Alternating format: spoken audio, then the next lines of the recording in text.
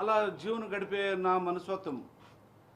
కానీ నేను ఎక్కడ కూడా ఆ నియోజకవర్గానికే ఆ ప్రజలకే నేను న్యాయం చేయాలనే ఒక మంచి ఉద్దేశంతో నేను ఉన్నాను.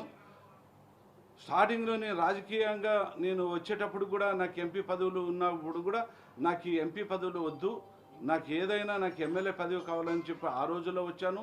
ఈరోజు కూడా నాకు ఎంపీ పదవి వద్దని చెప్పేసి నేను ఎంపీ పదవి మీరు కర్నూలు ఎంపీ పదవిగా మీరు పోవాలని చెప్తే నాకు అది లేదన్నా, ఆ పదవి నేను అలంకరించేదానికి నా మనసు ఒప్పుకోవడం లేదు. అదేవిధంగా నా నియోజకవర్గ ప్రజలు కూడా నాకు ఒక కుటుంబంలోకి ఒక అన్న, పెద్ద అన్నగా మా దగ్గర ఉంటేనే మాకు న్యాయం జరుగుతుంది కాబట్టి నువ్వు పోవద్దని చెప్పి మా ప్రజలు అందరూ కూడా చెప్పిన విధంగా నేను ఈరోజు పోయలేక పరిస్థితిలో ఈరోజు ఈ పార్టీని వాళ్ళు ఎంపీకి పోవన్నందువల్ల నాకు ఎంపీ నాకు అవసరం లేదు.